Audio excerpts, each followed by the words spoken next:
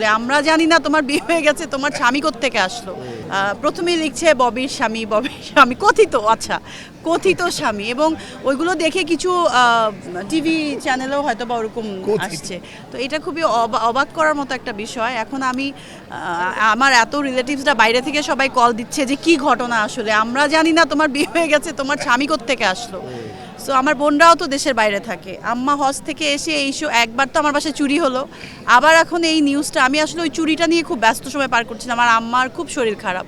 এর মধ্যে ওরা বলছে যে তুমি এটা নিয়ে হাইপার হও। আমার কাছের মানুষরা আসলে খুব সাপোর্টিভ, আদারওয়াইজ তো আমার খুবই প্রবলেম হয়ে যায়। তো বাট আমি আশা করবো যেটা সত্যি, যেটা অনৈতিক না, সেই নিউজটাই যেন মানে আসে। এটা আমি একটা সাপোর্ট করি। আমরা আপনাদের কথার উত্তর আমি একটু দিয়ে দেই, তারপর দেই।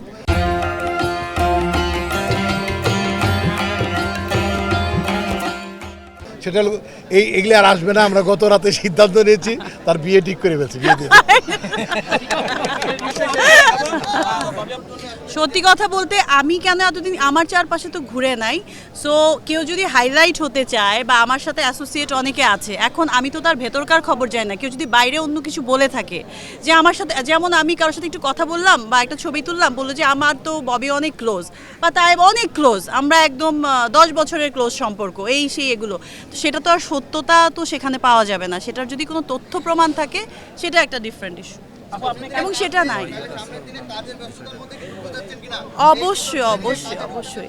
এবং কেউ আছে, এটা কিন্তু আপনারা জানেন যে কেউ আছে যে ফালতু টপিক নিয়ে ভাইরাল হতে চায়। এটা আমি খুবই অপছন্দ করি, এই জন্য আমি এটা নিয়ে কথা বলতে চাচ্ছিলাম না। এবং আমার মনে হয় আমার ক্যারিয়ার জীবনে আমি কখনোই কোনো কিছু নিয়ে কাজ ছাড়া, কাজের বাইরে কখনো ভাইরাল হওয়ার চেষ্টা করি নাই।